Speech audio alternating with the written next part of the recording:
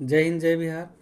देखिए, संस्कृत में दो किताब है, तो ये दूसरा किताब से चौथा पार्ट हम बता रहे हैं। बहुत हंसने वाला भी है और जल्दी आपको याद भी हो जाएगा। अब सवाल कहाँ से आएगा कोई निश्चित थोड़ी रहता है, तो कोशिश करिए कि पूरा आप अध्ययन कर लीजिए। चतुर्थ पाठ है हास्य कणिका। हास्य कणिका मतलब हंसाने वाला कथन। हास्य कणिका मतलब हंसाने वाला कथन। इसमें एक अपराधी जो है, अपराधी आता है जज के सामने, ठीक है। तो जज अपराधी से पूछते हैं, जज ने अपराधी से सवाल पूछा और कहा, जज न्यायाधीश कहा, अरे क्या तुम जानते हो यदि झूठ बोलोगे तो कहाँ जाओगे। न्यायाधीश ने अपराधी से पूछा, अरे क्या तुम जानते हो यदि झूठ बोलोगे तो कहाँ जाओगे।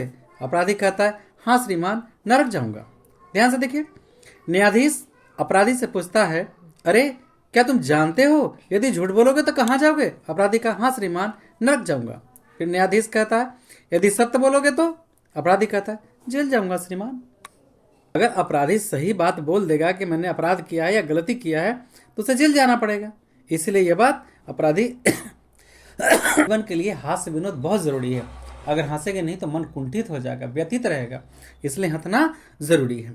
फिर से देखिए, न्यायाधीश कहता, अरे क्या तुम जानते हो यदि झूठ बोलोगे तो कहाँ जाओगे। अपराधी कहता है, हाँ श्रीमान, नरक जाऊंगा।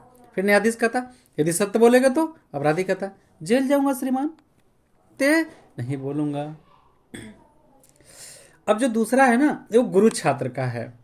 तो गुरु थे और 3 गो छात्र था, ठीक है। आप जानते हैं कि हर जगह द्वेष भाव होता है सभी में अंदर, कि हमसे आगे करके, हमसे आगे कैसे बढ़ गए, हमसे आगे। हर लोग के अंदर जब तक द्वेष नहीं त्यागेंगे, हम लोग जीवन में कभी आगे नहीं बढ़ेंगे। देखिए, गुरु जी कहते, गुरु के लिए तो सब छात्र बराबर ही होते हैं। गुरु जी कहते छात्र से पूछे, यदि तुम्हें भगवान प्रकट हो जाए तो आप लोग क्या क्या प्रार्थना करेंगे। कहते हैं, गुरु जी यदि यहाँ भगवान प्रकट हो जाए तो आप लोग क्या क्या प्रार्थना करेंगे। पहला छात्र कहता है, मैं तो धन के लिए प्रार्थना करूंगा। देखिए भाई, पहला छात्र कहता है, मैं तो धन के लिए प्रार्थना करूंगा। दूसरा कहता है, मैं तो घर के लिए प्रार्थना करूंगा। तीसरा कहता है, उनको जलन हो गया। तीसरा कहता है, मैं तो प्रभुता के लिए प्रार्थना करूंगा। देखिए, गुरु जी कहते हैं, आप लोग मूर्ख हैं, मैं तो विद्या और बुद्धि के लिए प्रार्थना करूंगा। गुरु जी कहते हैं, आप लोग मूर्ख हैं, मैं तो विद्या और बुद्धि के लिए प्रार्थना करूंगा। देखिए ध्यान से जरा, फिर देखिए, गुरु छात्र से कहते हैं, यदि भगवान प्रकट हो जाएं तो आप लोग क्या क्या प्रार्थना करोगे। पहला छात्र कहता है, मैं तो धन के लिए प्रार्थना करूंगा। दूसरा कहता है, मैं तो घर के लिए प्रार्थना करूंगा। तीसरा कहता है, मैं तो प्रभुता के लिए प्रार्थना करूंगा। गुरु जी कहते हैं, आप लोग मूर्ख हैं, मैं तो विद्या और बुद्धि के लिए प्रार्थना करूंगा। तो सब छात्र मिलकर कहता है, हे गुरुवर, जिसके पास जिस वस्तु की कमी होगी वही चीज के लिए प्रार्थना करेगा ना, ठीक है। ये पति पत्नी का हास्य है।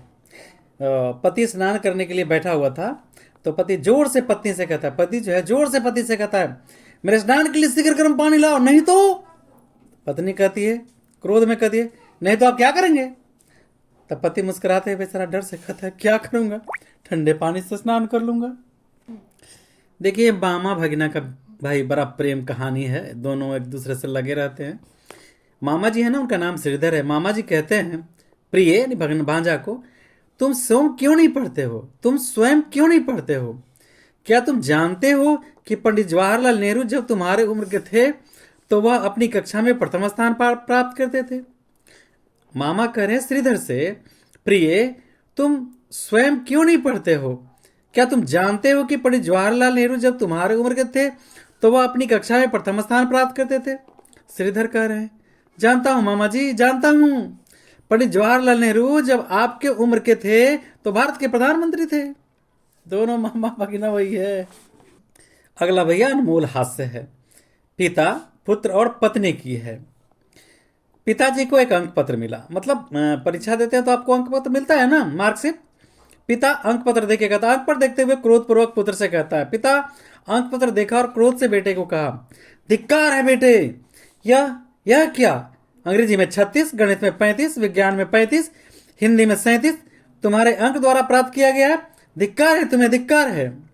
माँ कहती है पति से, स्वामी यह अंक पत्र पुत्र का नहीं है, यह अंक पत्र तो आपका है, यह मुझे आपकी पेटी में मिली है।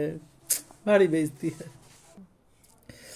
अब यहाँ दो तीन आपस में कुछ वार्ता कर रहे हैं और देखिए लोगों में जलन की भावना बड़ा ज़्यादा होता है। तो यहाँ एक आदमी जो है, एक बार तीन लोग अमेरिका, नाइजीरिया एवं अन्य देश से ईर्ष्या करने वाले बोले, भगवान शंकर तपस्या करने लगे। तीनों जो है अमेरिका, नाइजीरिया और अन्य देशों से ईर्ष्या करने वाले भगवान शंकर की तपस्या करने लगे। उन लोगों की तपस्या से खुश होकर शिव जी ने उनके सामने प्रकट हुए, कहा वरदान मांगो। पहला व्यक्ति कहा, हे भगवान धन दौलत दे दें। शिव शिव कहते हैं वैसा ही हो तथास्तु। दूसरा कहता है भगवान मुझे गौरवर्ण बना दे, मतलब उसने सुंदर बना दे। शिव कहते हैं वैसा ही हो। तीसरा को तो भैया जलन हो गया, धनो मांग लिया, गोरो हो गया। तो तीसरा कहता है प्रथम एवं द्वितीय के धन तथा रूप देखकर ईर्ष्यावश कहता है प्रभु प्रथम तथा द्वितीय को पहले जैसा बना दो। कहानी से हंसना भी है और सीखना भी है।